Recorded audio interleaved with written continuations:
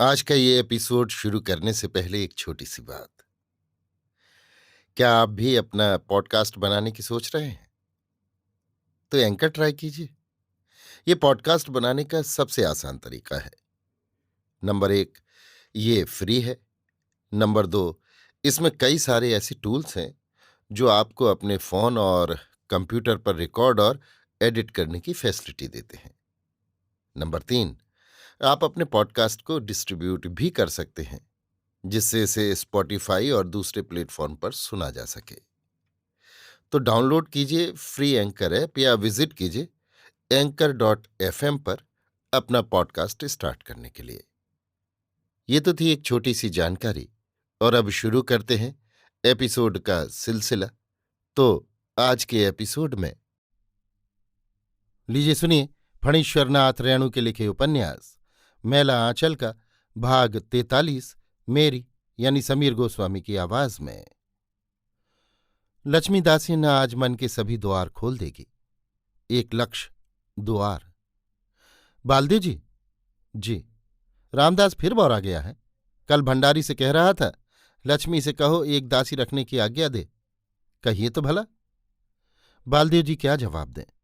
दासी रखना धर्म के खिलाफ है, ये उनको नहीं मालूम। 2-3 महीने ही हुए उन्होंने कंठी ली है। मठ के नियम धर्म नेम टेम के बारे में वे क्या कह सकते हैं। लेकिन महंत सेवादास ने भी तो। लक्ष्मी कहती है, आप उसे समझाइए बालदेव जी, वो बौरा गया है। आजकल तत्मा टोली में आना जाना शुरू कर दिया है। भगवान भगत ने कल हिसाब किया है। रमपियरिया की माँ को 4 सेर चावल दिलवा दिया है रामदास ने। मैंने पूछा तो बोला, मठ का पुराना नौकरान है, भूख से मरेंगे वे लोग। जब दिन भर बैठकर सिर्फ बीजक बाँचने वाला दूध मलाई खाता है तो। लक्ष्मी कहते कहते रुक जाती है। बालदेव जी आजकल कुछ मतिशून्य हो गए हैं। सीधी बात भी समझ में नहीं आती। कुछ नहीं समझते हैं। कितने सीधे सूधे हैं। आपका मठ पर रहना उसको पसंद नहीं। लक्ष्मी बालदेव की ओर देखती है। तो हम चले जाते हैं। यदि हमारे रहने से मठ का नियम भंग होता है तो हम चले जाते हैं। कहाँ जाइएगा? चन्नन पट्टी। लक्ष्मी का कलेजा धड़क उठता है। धक। इधर कई दिनों से बालदेव जी बहुत उदास रहते हैं। खाना पीना भी बहुत कम हो गया है। कहीं घूमने फिरने भी नहीं जाते। आसन पर पड़े बीजक पाठ करते रहते हैं। तहसीलदार साहब कह गए हैं, बालदेव जी की गवाही पर ही मुकदमे की सारी बात है। बालदेव जी सुनकर बोले, गवाही के लिए हम कटघरा में नहीं चढ़ सकते। महात्मा जी कहन हैं, झगड़ू ना जाहू कचहरिया, बेईमनवा के ठाठ जहां। आज मठ सूना है, आज ही लक्ष्मी सब कुछ कह देगी बालदेव जी से। आप चन्नन पट्टी चले जाइएगा और मैं? आप? लक्ष्मी बालदेव जी की आंखों में आंखें डालकर देखती है। लक्ष्मी जब जब इस तरह देखती है, बालदेव जी न जाने कहाँ खो जाता है। एक मनोहर सुगंध हवा में फैल जाती है। पवित्र सुगंध, बीजक से जैसी सुगंध निकलती है। हाँ, मैं कहाँ जाऊंगी? मेरा क्या होगा? महंत जी की दासी बनकर ही मैं मठ पर रह सकती हूं। लक्ष्मी की आंखें भर आती हैं। नहीं लक्ष्मी, तुम रामदास की दासी नहीं। मैं तुम आप बालदेव जी। लक्ष्मी पागल की तरह बालदेव जी से लिपट जाती है। रक्षा करो बालदेव जी, तुम कह दो एक बार तो मैं रामदास की दासी नहीं बनने दूंगा। तुम बोलो चन्नन पट्टी नहीं जाऊंगा। मुझे छोड़कर मत जाओ बालदेव, दुहाई। लक्ष्मी। बालदेव जी लक्ष्मी को संभालते हुए कहते हैं, कोई देख लेगा। लक्ष्मी जी बालदेव जी के गले से हाथ छुड़ाकर अलग बैठ जाती है। सिर नीचा करके सिसकती है। बालदेव जी की सारी देह झन्न झन्न कर रही है। कनपट्टी के पास लगता है तपाए हुए नमक की पोटली है। एक बार आश्रम में उसके कान में दर्द हुआ था। गांगुली जी ने नमक की पोटली से सेकने के लिए कहा था। कलेजा धड़ धड़ कर रहा है। लक्ष्मी की बाह ठीक बालदेव के नाक से सट गई थी। लक्ष्मी के रोम रोम से पवित्र सुगंधी निकलती है। चंदन की तरह मनोहर शीतल गंध निकल रही है। बालदेव का मन इस सुगंध में हेल डूब कर रहा है। हेल डूब यानी डूबना उतराना। वो लक्ष्मी को छोड़कर चन्नन पट्टी में कैसे रह सकेगा? रूपमती माए जी लक्ष्मी। महात्मा जी के पंथ को मत छोड़िए बालदेव जी। महात्मा जी अवतारी पुरुष हैं। आजकल उदास क्यों रहते हैं? महात्मा जी पर भरोसा रखिए। जिस नैन से महात्मा जी का दर्शन किया है उसमें पाप को मत पैसने दीजिए।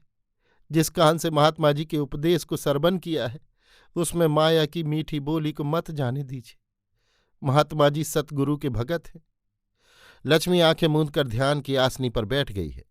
सफेद मलमल की साड़ी पर बिखरे हुए लंबे लंबे काले बाल और गोरा मुखमंडल। ध्यान आसन पर इस तरह बैठकर उपदेश देने वाली ये लक्ष्मी कोई और है।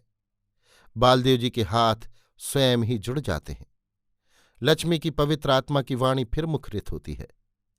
दुनिया के दोख गुण को देखने के पहले अपनी काया की ओर निहारो।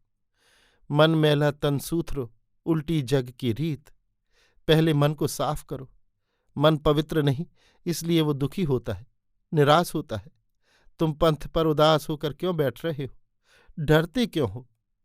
चलते चलते पगु थका, नगर रहा 9 कोस। बीचही में डेरा परा, कहहु कौन का दोख।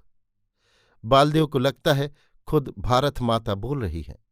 यही रूप है, ठीक यही रूप है जिसके पैर खून से लथपथ हैं, जिनके बाल बिखरे हुए हैं।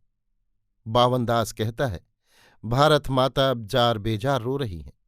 नहीं, माँ रो नहीं रही, अब पंथ बता रही है। उचित पंथ पर अनुचित कर्म करने वालों को चेता रही है। बावनदास भरम गया है। और खुद बालदेव महात्मा जी के पंथ पर निराश और उदास होकर चल रहा है। भारत माता की जय, महात्मा जी की जय, भारत माता, भारत माता। महंत रामदास बहुत देर से कनेल गाछ की आड़ में खड़े होकर देख सुन रहे थे। ध्यान आसन पर बैठी हुई लक्ष्मी उपदेश दे रही है और बालदेव जी हाथ जोड़े एक टक से लक्ष्मी को देख रहे हैं। अचानक बालदेव जी लक्ष्मी के चरण पड़कर हल्ला करने लगे, भारत माता की जय, भंडारी, भंडारी। महंत रामदास पिछवाड़ी की ओर भागते हुए चिल्लाते हैं, भंडारी, बालदेव पागल हो गया, दौड़ो। मठ पर तुरंत भीड़ लग गई। डॉक्टर साहब, तहसीलदार साहब, कालीचरण और खेलावन सिंह यादव भी आए हैं। बालदेव की बूढ़ी मौसी बीच बीच में गा गा कर रोने की सुरखुर करती है। सुरखुर यानी तैयारी। किंतु एक ही साथ इतने लोग डांट देते हैं कि वो चुप हो जाती है और बारी बारी से सब के मुंह की ओर देखती है। कुछ देर के बाद ही वो फिर शुरू करती है, बाबू रे, ए बूढ़ी, ठहर, चुप। डॉक्टर साहब बालदेव के बाह में रबड़ की पट्टी बांधकर मुट्ठी से एक छोटे से गेंद को दबाते हैं। ओह, इसी मशीन से तो तहसीलदार की बेटी कमला का भी जांच होता है। ओह। बालदेव जी रह रहकर बाहें ऐंठकर हाथ छुड़ाकर उठ खड़े होते हैं। आप लोग क्या समझते हैं मैं पागल हो गया हूं? कभी नहीं, हरगिज नहीं। हमको पागल कहते हैं। इस गांव में क्या था? कोई जानता भी था इस गांव का नाम? इसको हॉल इंडिया ने मशहूर कौन किया? हमको छोड़ दीजिए, हम महात्मा जी के पंथ से नहीं हट सकते। भीड़ में कोई कहता है, मठ पर रहने से गांजा पीने की आदत हो जाती है। कौन कहता है हम गांजा पीते हैं? दारू, गांजा, भांग की दुकान में पिकेटिंग किया है हम, और हम गांजा पिएंगे? छी छी, हम महात्मा जी के पंथ को कभी नहीं छोड़ सकते। साक्षी है महात्मा जी। बालदेव की बुढ़िया मौसी अब नहीं मानती। वो गा गा कर रोती है, डॉक्टर ने तहसीलदार की बेटी कमला की बीमारी को उतार कर बालदेव पर चढ़ा दिया है। ये भले आदमी का काम नहीं।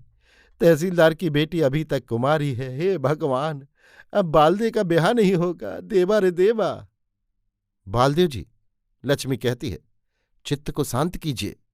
ओह लक्ष्मी, लक्ष्मी दासिन, साहेब बंदगी। ठीक है, कोई बात नहीं। हम पर कभी कभी महात्मा जी का भर होता है। भर यानी देवी देवता का सवार होना। चुन्नी गोसाई को तो रोज भोर को होता है।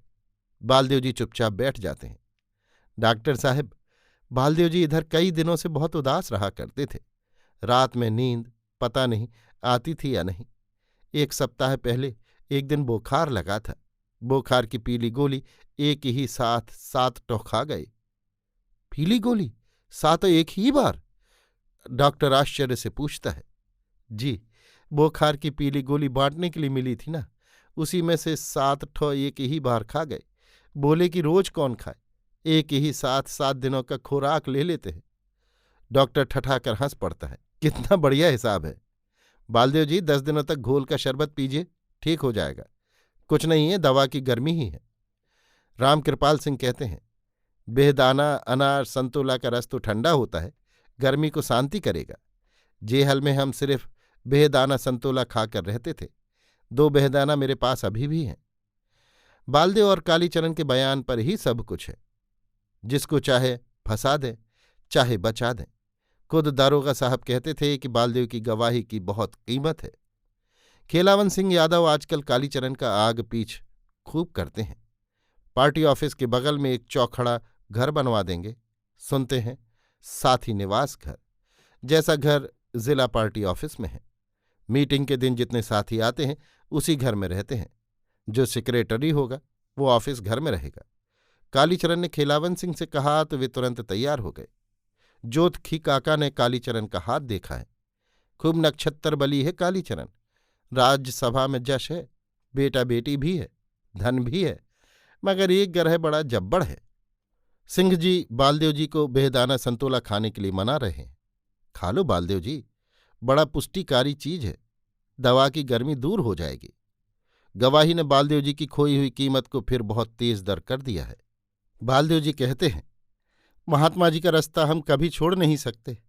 झगड़ू ना जाहू कचहरिया, दललवा के ठाठ जहां। लेकिन बालदेव जी को तो कुछ भी कहना नहीं पड़ेगा। उनसे पूछा जाएगा कि ये दस्तखत आपका ही है। ये कहेंगे कि हाँ, बस और कुछ कहना ही नहीं। दस्तखत तो बालदेव जी ने किया था।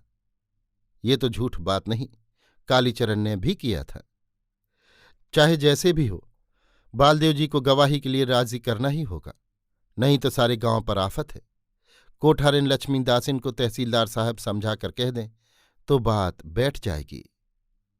अभी आप सुन रहे थे फणीश्वरनाथ रेणु के लिखे उपन्यास मैला आंचल का भाग 43 मेरी यानी समीर गोस्वामी की आवाज में।